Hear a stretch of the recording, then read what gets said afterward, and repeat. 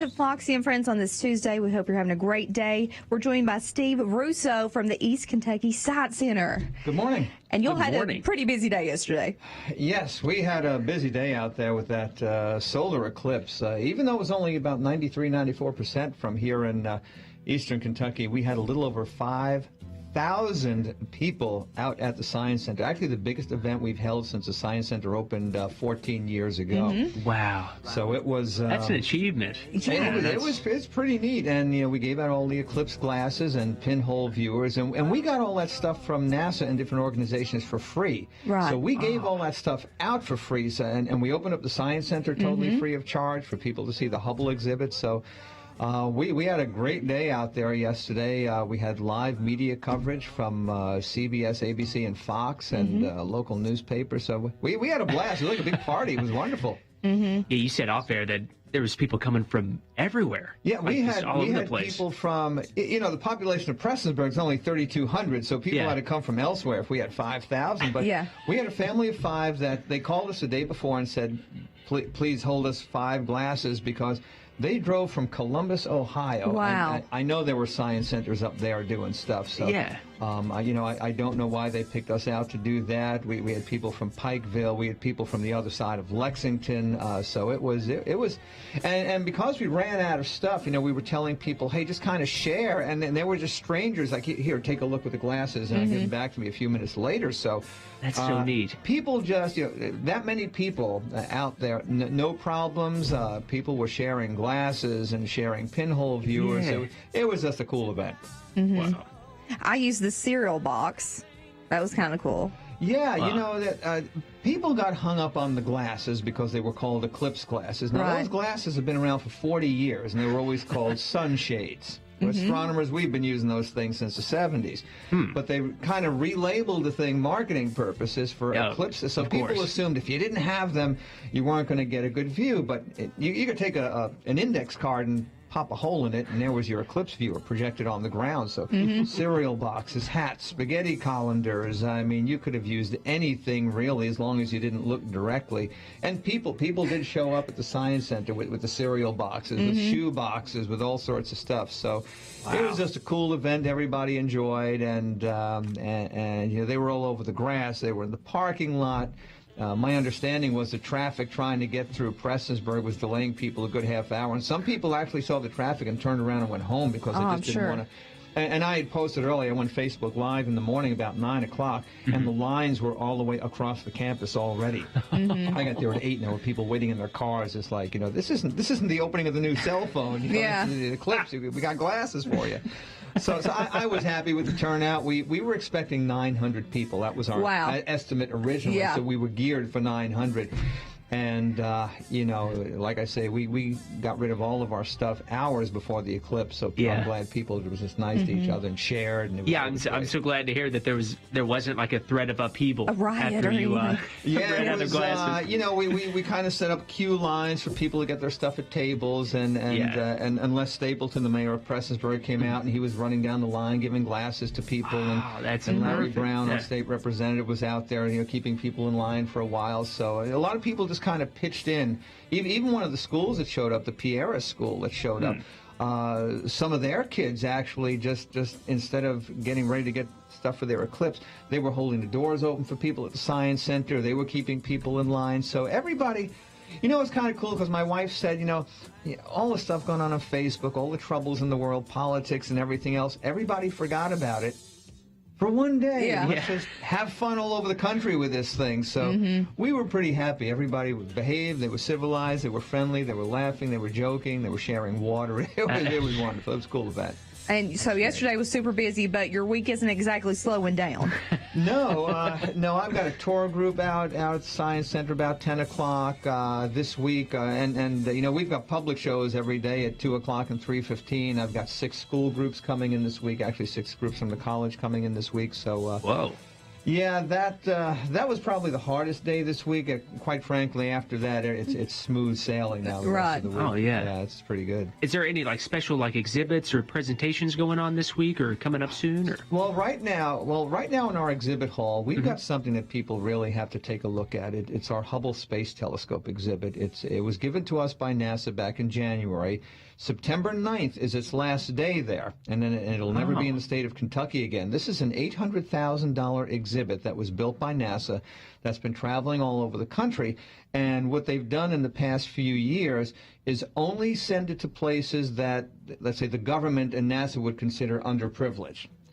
Oh, I see. For free. Okay. Normally, an exhibit like this would cost around $40,000 for a 3-month time span. Wow. They gave it to us for 7 months for nothing because we're Eastern Kentucky. Yeah. And this kind of exhibit doesn't usually get here. So this exhibit, you're not going to find it in a museum in New York City or L.A. or California. You only find it in places that never get stuff like this that really needed to give people some great education, some things to do. So it's in our exhibit hall through September 9th, and this is an awesome exhibit. And I'm a big fan of Hubble, and one of my friends did the first servicing mission up on the Hubble, so yeah.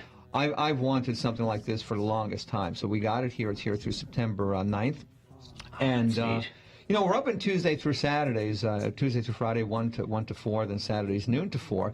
And actually today, we opened up a brand new planetarium show that's going to be playing all this week at 2 o'clock, and it's called Light Years from Andromeda. And it's narrated by Michael Dorn, Worf from Star Trek, at least the newer Star Treks anyway. And it's actually always been one of my favorite planetarium shows. I ran it in my last planetarium upstate New York, and we just got it a month ago here in Prestonsburg. So we're starting it. It'll run all this week at 2 o'clock for the public show. So. Saturdays at 2. Saturdays at 2 also. Yeah. And we recycle shows over. We've got about 24 planetarium shows. So this is the first public showing all this week at 2 o'clock. Great. And it's a really cool show. I love it. Now, how does someone get tickets? You just come down to the Science Center. What's neat about the Science Center is most places charge for separate things. We charge just, for adults, just a $6 general admission. Now, if you come during a weekday, that $6 admission gets you whatever's in the exhibit hall, a planetarium show at 2 o'clock, and a laser show at 3:15. On Saturdays, there's an extra planetarium show at 12:30 for $6 an adult. Students are only $4, so it's like you could spend 4 hours there, probably the best bargain any place around. And we don't do tickets over the phone. You can't get them online. We're not going to get sold out for tickets unless there was an event for yesterday, and that was free anyway. So you just come down to the Science Center and check in at the front desk and have fun for a few hours. Wow. So if someone wants more information on upcoming shows, where can they get that information? We kind of live off of our Facebook page. Okay. And it's East Kentucky Science Center and Planetarium. There's an East Kentucky Science Center, and it's just one of those generic pages that Google or somebody sets up. Oh, yeah. Ours is East Kentucky Science Center and Planetarium. I run that page. I'm probably on it 8 or 9 times a day doing updates, answering questions from people about things in the sky, telescopes, whatnot, and we do post our schedule there. You can call the Science Center, 889-8260. But basically, our Facebook page is the way to go. People live off Facebook now, and that's true. So we do everything. Yeah, we got all sorts of pictures on there of the eclipse yesterday, and all the people there too, so people can see what went on there. Yeah. And it's a clean area, beautiful campus, plenty of parking. Oh yeah. There's plenty of parking. It's free parking. Sometimes people will bring their lunch. There's 4 picnic tables out in the back. The college set up. You could sit on the grass there, and so it's a nice area. We don't have any refreshments at the Science Center, so sometimes if people come in and they buy their ticket, they see a show, they go out for lunch, come back again. That's fine. We allow that to happen there. So it's you can on a Saturday and make a whole day out of it. We have people have the kids' birthday parties there on Saturdays. We do birthday parties there, and then the nighttime laser shows. We were talking about that off air, the Pink Floyds, the Led Zeppelins. We crank up that sound system so you feel the music. And you've been there before with those, so this is pretty neat. So, and I've had to sit through the pop laser show that you were talking about too. I'm sorry. Yeah, my daughter's a huge Bieber fan. So so that's definitely not my favorite show. It's Justin Bieber, but the kids love it and they sing along with the words. It's got fireworks in there. The show, the song cool. Fireworks. And it's pretty neat. It's just a lot of fun. So, Well, there's definitely a show for everyone. There is a show for every musical taste. How many did you say individually you had? We've got 42 different laser shows. 14 different planetarium shows. And of course, we're basically there, and that's just the stuff we do for the public. We're basically there in the mornings. We're open in the mornings for school groups, and we have 42 different school educational programs and outreach lessons. And we get schools from West Virginia. We travel to West Virginia even to do outreach programs for schools and libraries and things like that. So we serve about 10,000 people a year. Wow. Wow, All Steve. over. So it's a pretty cool facility to have here. Yeah. And we do have, I always brag about this, our planetarium is the most technologically advanced in the United States. Wow. Because of the equipment that we have there. Really? It is that different than any other planetarium around. Wow. Yeah. So it's cool. That's amazing, man. Right, Well, right here in Eastern Kentucky. Yeah. I think me and my daughter, we're going to make a stop in this weekend. Well, for sure. yeah, you're talking, you could spend 4 hours there. You're talking $1.25 an hour with your, Yeah. I'm actually entertainment. working Saturday. It's my chance to do Saturdays. Sweet. So we expect a pretty decent crowd. We have somebody's having their kid's birthday party there, so probably about 25 kids for the birthday party there. And then so you got the planetarium, 2 planetarium shows, a laser show, the exhibit in the exhibit hall, and I can't believe you guys don't have like at least freeze-dried like ice cream. in the gift shop we do. Oh, okay, all right. We've got a gift shop that's got a lot of spacey stuff. Our 2 biggest sellers are the freeze-dried, the astronaut ice cream, as they call it. And believe it or not, our bigger seller than that, and this goes true for almost every science center, is the freeze-dried crickets. These are real crickets that are freeze-dried in 3 different flavors, and we cannot keep them in stock. In every science center, that's the biggest seller, is the astronaut ice cream and the freeze-dried crickets. And they're real crickets. And the package is cheeseburger flavored, onion and garlic, and I forget the other one. And we put a carton out, and the school kids just buy them up 1, 2, 3, and we just keep restocking all the time. It's, wow. I haven't done the crickets yet. I probably never will. The ice cream's not bad. I haven't done the crickets. That's not going to happen. Well, we appreciate you being here. Again, Tuesday to Saturday. What's your all's hours?